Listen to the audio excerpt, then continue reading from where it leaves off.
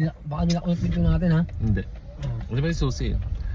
Hi guys, another day, another video. Kala ko sarado. Kala ko sarado eh. So guys, maghahatid naman tayo ngayon sa airport. Saan tropa natin? Ayan, driver natin si Rex. Saan tropa namin guys? Pupunta ng... Saan ba nagkaroon pare? Christchurch. Christchurch. Timaro ba yun? Timaro Airport yata? Ayan.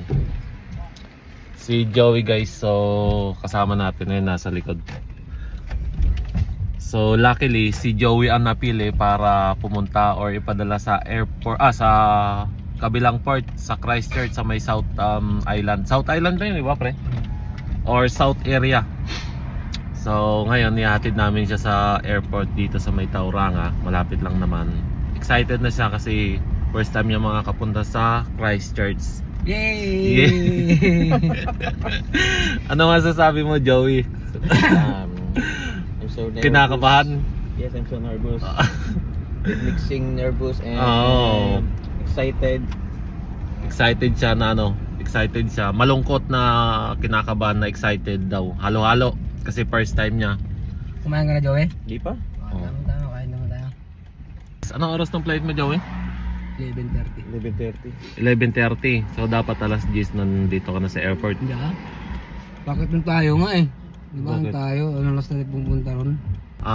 Lahat naman ng mga gastusin isagot ni company kaya maganda at least, 'di ba? At may mga allowance pa siya. So maganda guys. So ito sila tropa, sila Rex. Naka-rescue naman na sa kabilang port sa may Napier. Napier lang sa'yo pre, 'di ba? Ayun sa Napier. Mababang klase lang. Mula rito naman hanggang Napier is 3 hours, 4 hours. 4 hours biniyahe ko eh, layo eh. 4 hours, so binigyan din siya ng company ng ng car. May rental na car na pinagamit sa kanya papunta doon. Ganon din kay Joey. So kompleto na sa kanya, may ticket na accommodation. Tapos yung sasakyan, pipikapin na lang niya doon Sa airport. Sa airport.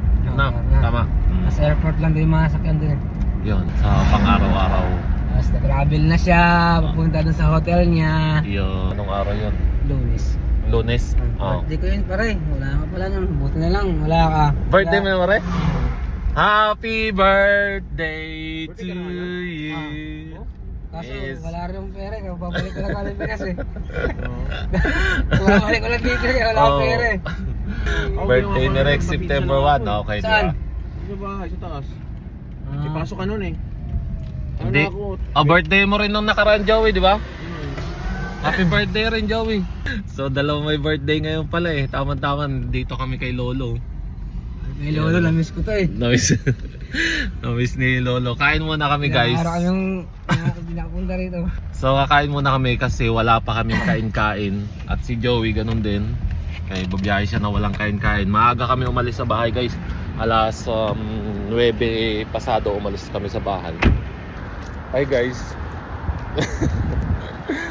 So nakakatawa kasi siya dadalhin sa Christchurch. Yung may ibang tropa guys nakapunta na rin sa sa Christchurch nung nakaraan si Sherwin. Tapos yung iba naman din mga Pinoy na mga tropa natin kasamaan din natin sa port is na rin sa mga ibang pier dito sa New Zealand. Tapos yung iba sa Auckland naman, sa port. Tapos yung iba dito naman din sa Napier. So marami na rin tayong mga tropa na nakapag-duty sa ibang port. Well ako hindi pa. Antayin natin, malay mo, sunod ako naman yung mga experience natin kung ano yung pakiramdam. Pero sa ngayon si Joey muna. Medyo kabado siya kasi first time niya, wala pa siyang idea kung ano yung mga dapat gawin. Kaya mga kababayan natin. Hey kabayan.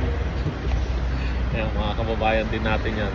Nagtatrabaho ata sa ewan ko sa banda sila nagtatrabaho rito. So sa kalsada, sa mga construction ganun. Saan yun ah? Ano? Saan yan? Ano po eh? Ano pa eh?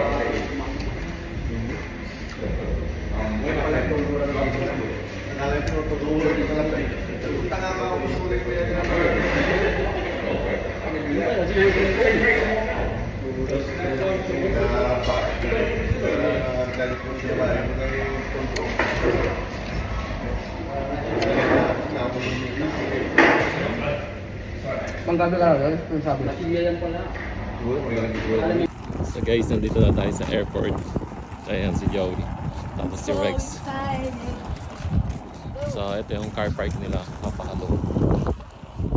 Bali doon tayo ng parks. Ano yung sasakyan.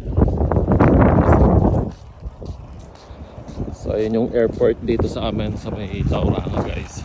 Yung ganda ng airport namin dito guys. Malapit lang sa bahay, nasa almost 5 minutes lang. Simula dito hanggang sa bahay. So yan yung pinaka runway nila.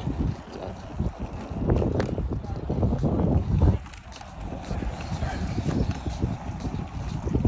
So bali domestic flight lang naman si Joey.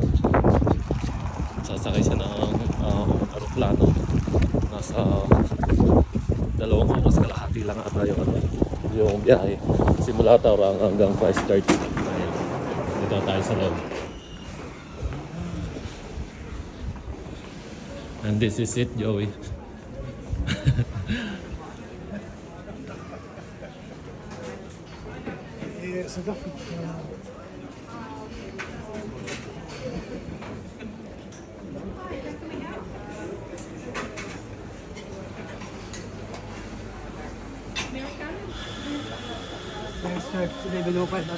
Christchurch.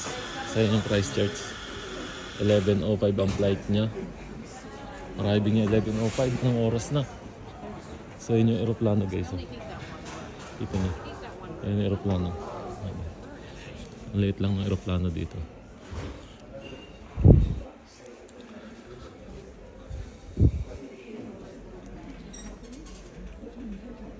Ayan si Joey, si Rex.